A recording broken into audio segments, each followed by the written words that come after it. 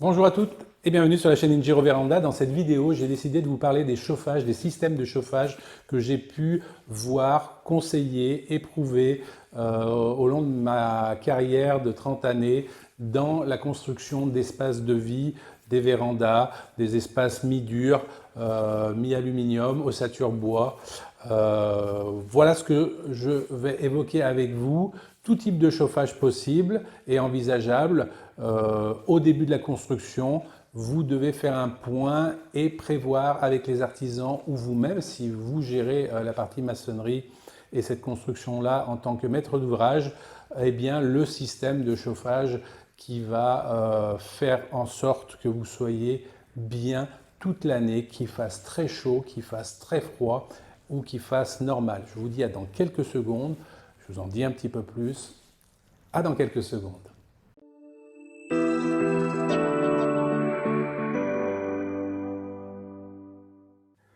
Depuis à peu près 30 ans, je construis, je conçois, j'accompagne des personnes pour créer des espaces de vie lumineux, comme les vérandas, comme les agrandissements mi-durs, mi-aluminium. Ça peut être des toitures en tuiles, mais avec des grands Velux. Ça peut être des toits plats, avec des verrières en toiture et des grandes baies coulissantes ou ouvrantes à la française, peu importe, mais des pièces lumineuses. Pourquoi? Pour avoir enfin une pièce où on n'a pas besoin d'éclairer de pratiquement toute la journée, sauf quand arrive la nuit, effectivement, mais surtout aussi pour capter, quand on a la chance d'être sud, est ou ouest, de capter gracieusement du rayonnement, d'être en face de son jardin, comme là, je suis en face du mien, dos à mon jardin pour vous parler, mais toute la journée, en déjeunant, en dînant, je vois mon jardin et j'en profite un maximum de temps et je vois un petit peu comment il évolue et le travail que j'ai à faire aussi à l'intérieur. Mais c'est très zen, ça détend quelquefois. Les systèmes de chauffage possibles, donc à étudier, c'est à l'avance. C'est quand on fait ce projet de construction-là, avant de se lancer, surtout quand on doit faire une dalle au sol, vous décidez de créer 20 ou 40 mètres carrés, il y a une dalle au sol à faire avec de l'isolation. Regardez si vous voulez mettre un chauffage déjà au sol, si vous avez une chaudière existante à gaz, à pellet, électrique, et que vous avez déjà le chauffage au sol dans l'habitation, c'est bien de continuer avec le chauffage au sol avec un circuit d'eau. C'est des serpentins d'eau qui sont intégrés dans le sol avec un système d'isolant et une chape anhydrite ensuite. Ou alors prévoyez des infracables, c'est tout simplement des résistances qui vont chauffer la dalle et rayonner vers le haut.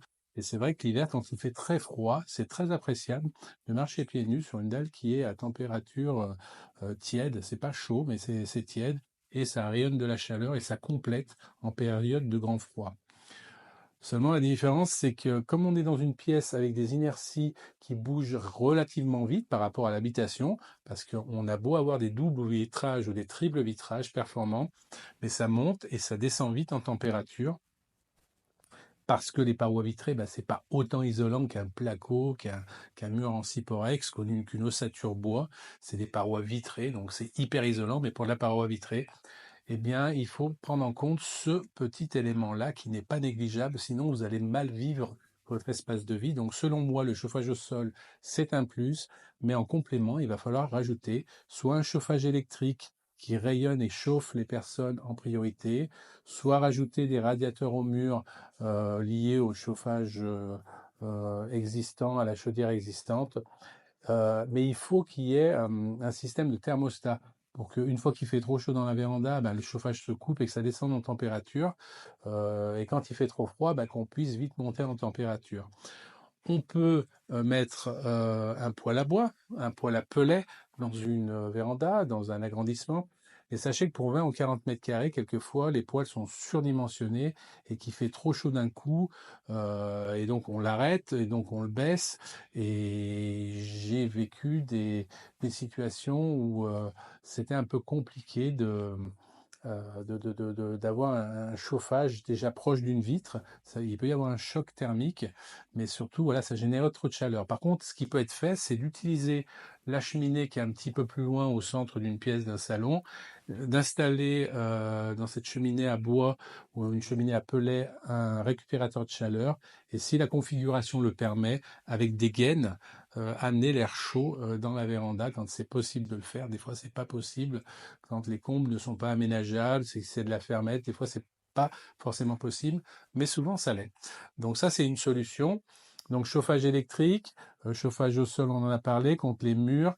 Les chauffages électriques, je vous ai parlé, voilà, des chauffages, euh, c'est plus économique, on peut fixer contre des murs en haut et qui rayonnent d'abord les personnes, qui chauffent d'abord le corps humain.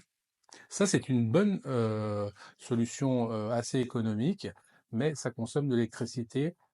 Après, moi, ce que j'ai conseillé le plus, ce que j'ai fait chez moi, c'est un chauffage inverter. Donc, un chauffage inverter, qu'est-ce que c'est? C'est un groupe intérieur et un groupe extérieur. Donc, c'est un gros ventilo à l'extérieur. Ça prend l'air extérieur et ça le transforme en chaleur. En fait, c'est des systèmes inverters, climatisation. Ça fait du chaud, ça fait du froid. Donc, on peut tempérer sa véranda aussi bien en période froide qu'en période caniculaire ou très chaude et ça très rapidement. C'est programmable, ça peut être même programmable à distance, c'est-à-dire on peut envoyer une impulsion pour dire allez, chut, enclenche-toi une heure avant, et puis quand vous partez, bah, coupe-toi au bout d'une demi-heure. Donc c'est pilotable à distance, mais il y a plein de chauffages qui sont pilotables à distance comme ça, hein, même des électriques et avec des chauffages rayonnants. Voilà, donc je voulais vous parler de ce produit-là, enfin de ce système de chauffage-là, parce que il va gérer deux actions, le chaud et le froid. Donc la climatisation, le système de chauffage et la déshumidification. Si par exemple vous avez beaucoup de plantes ou je sais pas, vous avez fait une cuisine qui génère beaucoup d'humidité, voilà, vous pouvez aussi déshumidifier. Ça, on l'utilise pas trop en règle générale parce qu'il y a souvent des aérations dans la véranda ou dans l'extension. Mais je trouve que c'est le système qui permet d'être le plus complet possible, car aujourd'hui, on vit des périodes caniculaires très élevées et on vit des périodes de froid, mais pas aussi intenses qu'avant. Donc ça va peut-être revenir.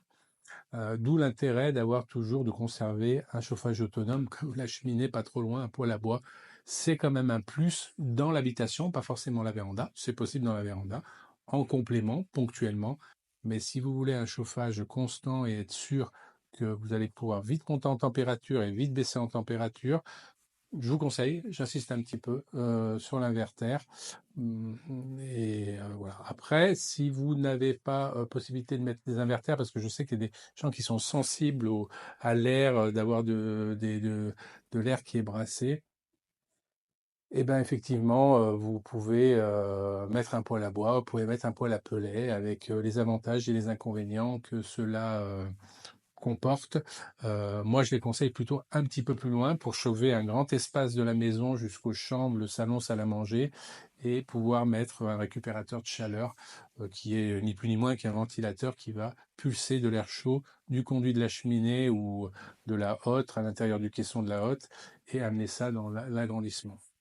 Voilà ce que je peux vous dire en tout cas pour les systèmes de chauffage. J'espère que cette expérience, ce retour d'expérience vous aura servi à quelque chose, puisse vous servir à quelque chose.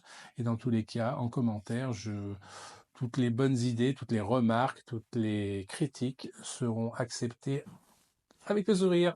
Donc je vous dis à bientôt et au revoir sur Ingiro Véranda.